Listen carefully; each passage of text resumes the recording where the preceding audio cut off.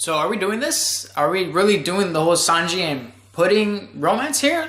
Because I kind of like this couple right here. But anyway, with this chapter of One Piece, chapter 845, in the beginning parts, we pretty much have the whole army of Big Mom coming after Luffy. And we knew Luffy is this stubborn. We knew Luffy is really strong about how he feels. He's not moving from that spot at all. And Nami's there begging him to move because towards the end of this chapter, Luffy's going ham against all of Big Mom's army. They're coming after him. And you see the Storm Cloud and you see Prometheus. And you see them and their power. So basically, what the storm kind of connects to Big Mom's power is that she puts a soul into the sun and the cloud. At least that's what it looks like, because they both look like cartoons. And I remember a couple chapters back, or like looking back, I think someone left in the comment section showing me a picture of Big Mom and all of her creations, and there was a sun and a cloud up in the sky. And I thought that was just for looks, like a Disney type look, but that's actually a big part of her power, and it looks really OP. And the fact that she can control the weather like that. I always thought weather controlling was more into Dragon's realm of power, since like every time Dragon shows up, you see the wind moving around.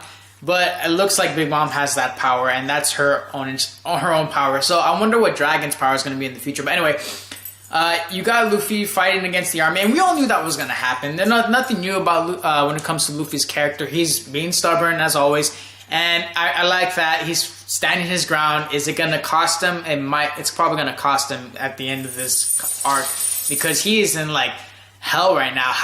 The Straw Hats are in a strong bind. But after that's out of the way, we have the Vince Smoke family get together, the dinner, and they're talking, and the food is like alive. And it felt like when they were eating it, they're like, "Oh, eat me! I hope I satisfy you." It felt like I was watching that one stupid movie. I can't remember it for the life of me right now. One with Seth Rogen. I can't remember it. But something with food, where their food was alive and they had feelings, and then they'd be eaten and they would they die, or they would feel like death. And I was like, that kind of creeped me out. I never watched that movie, but that's what it reminded me of, that trailer, watching that food. And I was like, okay, God, what the hell? That food's kind of weird, man. But it was a little funny moment, you know. After that, you have Pudding giving a note to Sanji, right? And they talk after, and basically Pudding tells him that, "Oh, I'm sorry I wasn't able to help your comrades out. I tried to lead them over to a certain area where they can meet you." And then Sanji's like, "Oh, that makes sense why they were able to get this far in the first place."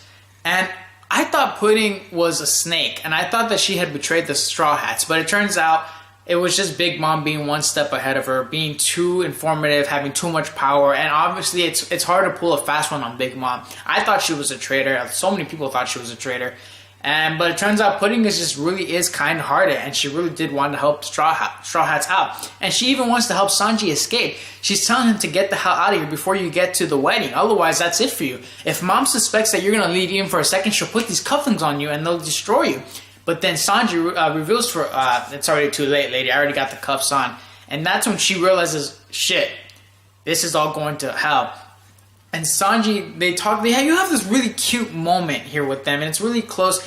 You have them revealing more things about themselves, especially Sanji. He tells her, listen, if I don't go through with this, the man who I consider my father, everyone I love is going to be in danger. I have to consider this the end of my journey. It's been a great 13 years, but this is it for me. And I just have to go through with it. And then he takes off a mask. We get a strong moment where he takes off his mask, and I actually forgot about that. And you see his fucked up face.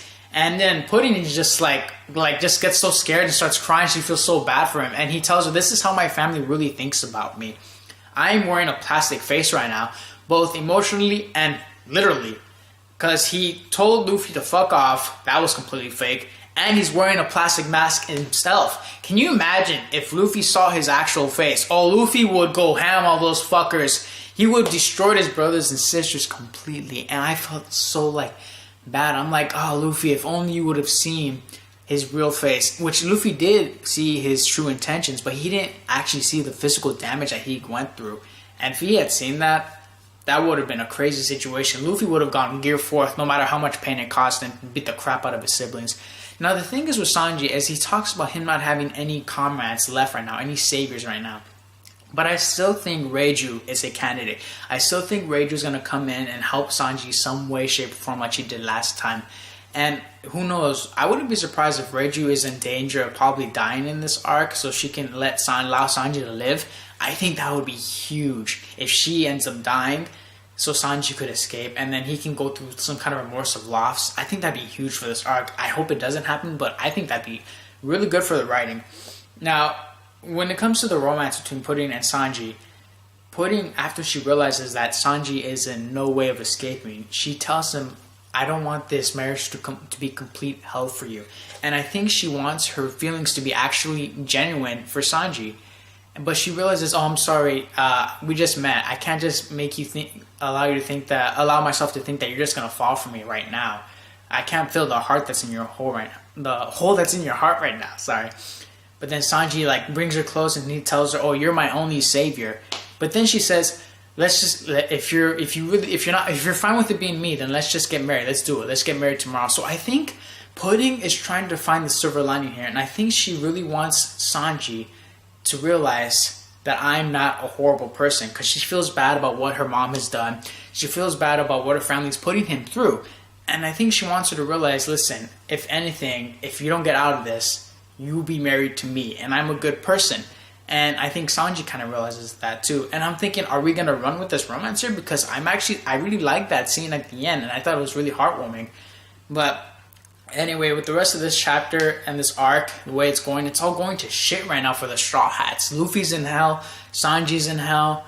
We don't even know what's happening to Zoro right now and Wano. Oh, I can't wait for us to see what's going on over there. But I think the ace in all this is Reiju. I think she's gonna find a way to get Sanji out of those cuffs, because apparently Big Mom is the one that has them. Either her or Pudding, but Reiju and Pudding, the two ladies right now who are on his side, and I think they are the ones that are gonna help Sanji escape eventually. And I wouldn't be surprised if Reiju ends up dying, but right now I'm liking Sanji and Pudding as a romance. Really like this chapter. Good chapter. 4.2 out of 5 stars. Hope you guys like the review. Fantard out.